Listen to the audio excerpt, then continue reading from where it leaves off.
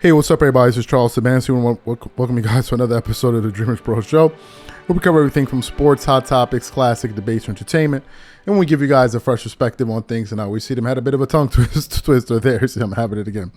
Today we got a pretty interesting show for you guys. But before we get into it, please make sure you like the video and subscribe to the channel. Also, if you haven't followed the Dreamerspro podcast, be sure to do that. We have that linked in the comment section below. You can follow us on Spotify and iTunes. Make sure you check it out there. Anyway. So let's get into this topic here. This was something that was a bit unexpected. Today was a pretty slow day for content. Didn't really see much. But then I came across this article, right before I was about to say, man, well, I don't know what to do. We're going to produce anything today. And it was something that caught me off guard, to be quite honest with you. As you guys know, Shannon Sharpe, big name, sports media, used to work at FS1, now finds himself currently employed at ESPN First Take. Prior to the announcement coming out, a lot of people were excited to see Shannon Sharpe and Stephen A. Smith become partners. And since these gentlemen have become partners on television, it has been a massive success for the two of them, for this partnership.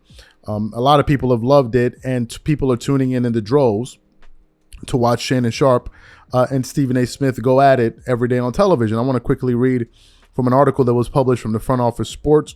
This is on September 14th, and I just want to quickly read it. It says, Shannon Sharpe boosts First Take ratings, leaving Skip Bayless behind. Stephen A. Smith's recruitment of Shannon Sharpe to First Take continues to pay dividend for ESPN. The three-time Super Bowl champ returned to First Take earlier this week with Smith and Molly Kerm. For the second week in a row, their audiences dwarfed those of Skip Bayless's rival Undisputed Live on FS1. On Monday, after the first weekend of the NFL season, First Take posted 626,000 viewers to 185,000 for Undisputed. On Tuesday, the day after Aaron Rodgers' season-ending injury, First Take drew 717,000 viewers compared to 118,000 for Undisputed. This was the third biggest audience for First Take this year, behind only Sharpe's Labor Day debut and February 13 episode after Super Bowl 57. Sharpe's appears on First Take Mondays and Tuesdays. The 2-day average for his show this week was up 22% from comparable episodes last season. The numbers also nearly doubled the show's average audience of 363,000 in July. So as you can see, Shannon Sharpe is definitely bringing in the numbers, and it is paying dividend in a major way for these guys at ESPN First Take. But then this morning, I was doing some research, and I came across an article here that really surprised me. And again, it's from Front Office Sports, and the article had the headline, Sharpe, First Take would still beat Undisputed without Stephen A. Smith. Shannon Sharpe has thrown down the gauntlet to Skip Bayless and his new castmates at FS1. Now that he's joined forces with Stephen A. Smith and Molly Kerm on ESPN's First Take, Sharpe says Bayless and Undisputed Live will have to swallow their pride and accept finishing a distant second in the ratings race. The ESPN show averaged 726,000 viewers last Monday, while FS1's Undisputed was 162,000. That was up 48% year over year from the comparable episode in 2022. On Tuesday, September 19th, First Take 620,000 viewers to Undisputed's 114,000. That was up by 43% year over year. Even if Smith leaves First Take, Sharpe said he and ESPN will still beat his former on-air partner Bayless in ratings. Woo! During an appearance on the Stephen A. Smith show, Sharpe called out Bayless and his revamped Undisputed cast, including Pro Football Hall of Famer Michael Irvin, Keyshawn Johnson, and Richard Sherman. Y'all not going to be better than me and Stephen A. Smith. That's not going to happen. I promise you. That is not going to happen. Ever, Sharpe declared. Now, if Stephen A. Smith says, Shannon, I want to go in a different direction, you all are still not going to beat us, because Stephen A is that dude. If Stephen A ever decides to leave and turn the reins over to me, y'all know I'm that dude. I'm him. Now, the problem y'all got is you got two hymns to go against, Smith acknowledged Sharpe could succeed him on the top-rated Embrace Debate show if he leaves ESPN for late-night TV, entertainment, or politics. That possibility is open, added Smith. And then the article then goes on to say a few things. I was totally unaware of these comments from Shannon Sharpe. Totally unaware. But to be quite honest with you, I'm not surprised. I'm not surprised, and I'll tell you why. Recently, we produced a show that was centered on a conversation that Shannon Sharpe and Stephen A. Smith, that they had on Stephen A. Smith's show, where Shannon Sharpe really went into detail of what it was like to basically tell Skip Bayless to his face to listen. That level of disrespect that you dished out towards me on television will never be acceptable to me. And in no uncertain terms, Shannon Sharpe basically told Skip Bayless and those boys at FS1, you'll never talk to me in that way, and basically stormed out of the room. But before we even get into the audio of what Shannon Sharpe had to say about his time at FS1 and the time he had to basically check Skip Bayless, this video is brought to you by our brand new sponsor, Athletic Greens. AG1 is a convenient nutritional supplement with 75 vitamins, minerals, and whole food source ingredients that meet all of your foundational nutrition needs. Now, here's a quick personal story that I think that may resonate with a lot of you. I went to college in Italy, and actually that's where I met the co-founder Dreamerspro Marco. And at that time, I was eating healthy whole foods, I was exercising regularly, and I was in the best shape of my life. Then life happened. I stopped exercising regularly. I started gaining weight because I wasn't able to exercise the way I used to and eat healthy the way I used to because I was moving around to different countries. And before I knew it, I couldn't even recognize myself anymore. So for the last 2 years, I've been really trying to focus on regaining my health and getting back in tip-top shape. However, the biggest challenge that both Marco and I are having right now is that although we try to get the proper nutrition and do the right things to stay in shape and to stay healthy, other commitments somehow get in the way of us doing this. And to be honest with you, we find it hard to get enough servings of fruits and vegetables and other types of healthy foods to ensure that we're taking the right vitamins and minerals that are vital for good health. So we both started to take 1 scoop of AG1 in the morning with cold water to ensure that we're getting all of the vitamins, minerals, probiotics, and fiber that we need in our diet to enhance our mental health, our physical health, and performance. And Marco, who's always skeptical about taking new nutritional supplements, found it to be reassuring that AG1 is used by top health experts and performers like Andrew Huberman and Lewis Hamilton. So if a comprehensive solution is what you need from your supplement routine, then try AG1 and get a free 1-year supply of vitamin D and 5 free AG1 travel packs with your first purchase. Go to drinkag1.com/dreamers. That's drinkag1.com/dreamers. Check it out. And remember, when you try AG1 by using the link in the description below, just know that you're supporting this channel. Thank you.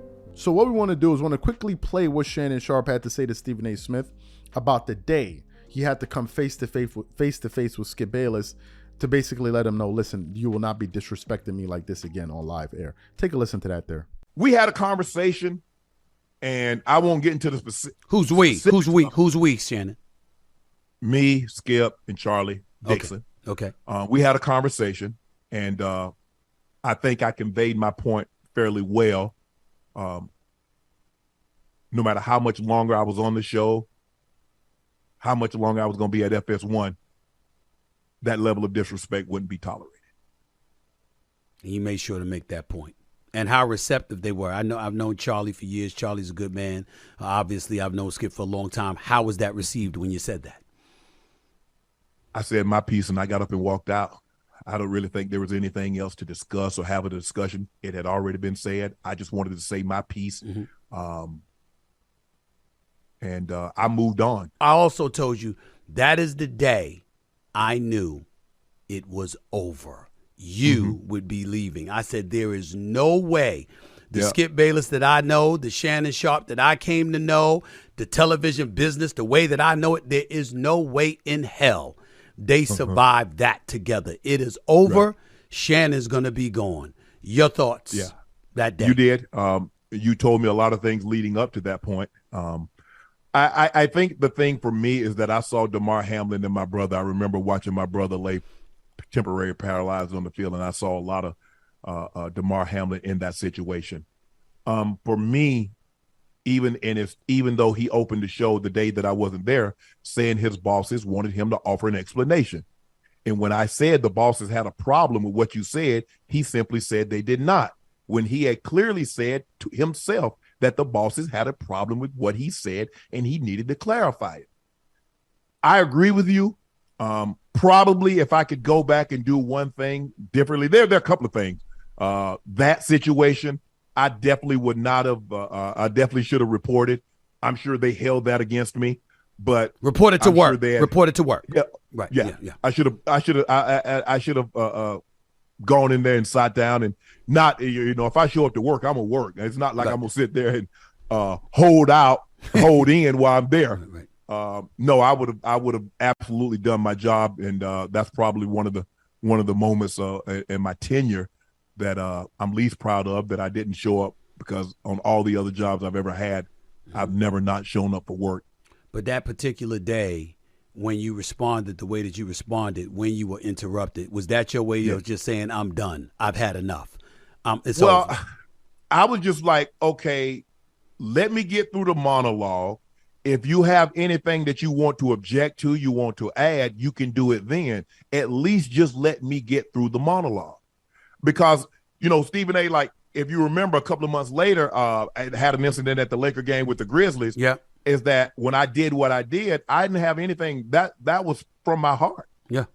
I don't put anything in prompter. That was me speaking. Yeah. And when I was talking about you handled that right too. I told you handled that right. Absolutely. Because you can't put the Damar Hamlin situation, right. Stephen A., that was from my heart. There was nothing written in prompter. My farewell speech, there was nothing written in prompter. So I just wanted him to let me get through. He could object to anything that I said that he liked or disliked or he wanted to add. That was fine, but just let me get through it. But at that point in time, I just think the thing is, he was like, I don't really want to hear anything else he has to say. I just want to move on. And that was fine. But if you notice, to go back to that Tom Brady, and this is what a lot of people was most proud of, that if you didn't see that moment, you would have never known that moment happened in the show. Because I went on and carried on like nothing's happened. And that happened very early in the show, Stephen A. Yeah. I went on and did my job the last 2.5 minutes, the last 2 hours and 15 minutes of that show. If you did not watch that actual segment, you would have never known Skip and I had an issue. That's how well I compartmentalized what had transpired. When it was over, how fearful were you when you were departing from FS1? How fearful were you that those incidences, the apparent friction that existed on camera for all the world to see, how fearful were you that your career and your career aspirations were going to be compromised because of those incidences? Well, you could never be for sure. You would have liked to have left on the greatest of terms, but even someone that leaves on the greatest of terms, sometimes people might say things. So I really didn't know. I just, and I was like, okay, I have my podcast. So and really, Stephen A., ESPN is really the only or the platform that kind of do what I was doing. So you heard what Shannon Sharpe had to say. Here are my thoughts. First of all, Shannon Sharpe is saying the obvious. This is something we all knew.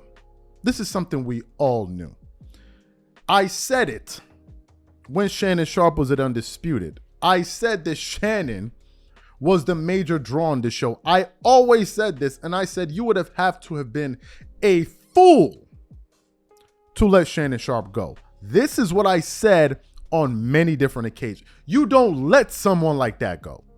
Someone that is that charismatic, naturally funny. You can't act funny. You just have to be funny. That is funny, that is approachable, that is personable, but also has passion.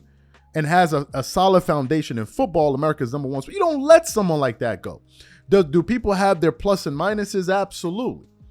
But when you looked at that debating tandem or duo, whatever it is, the debate duo, whatever you want to call it, it's clear to see that the majority of those debates, Shannon would win. And in most cases, he would carry the show. This is just my view.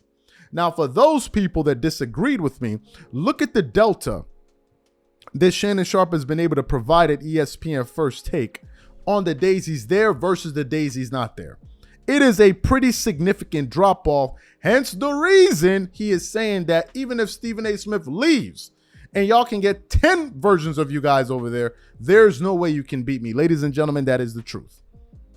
That is the truth. That's the reason why I personally believe Shannon Sharpe is a very, very valuable person on or off TV. And that's the reason I was so surprised the way he was talking to Stephen A. Smith, like as if he were just going to be out there floundering in the ether. Who in their right mind, if you had the possibility to go out there and get a Shannon Sharpe and bring him in on your roster, you don't do it? Who would just let him sit out there? So to me, what is surprising is that he's literally taking shots at them and he's not hiding. I mean, he is not holding anything back, and he's making it crystal clear. Listen, it's a competition and we aim to dominate you guys. And that seems to be the attitude, and that is exactly what's happening. So the question that I have for the audience is simply this. Are you surprised at how candid Shannon Sharpe was about his feelings about beating his former partner and former network at FS1? Whatever you guys think, please leave your thoughts and comments in the comment section, and we catch you guys on the next episode. Peace.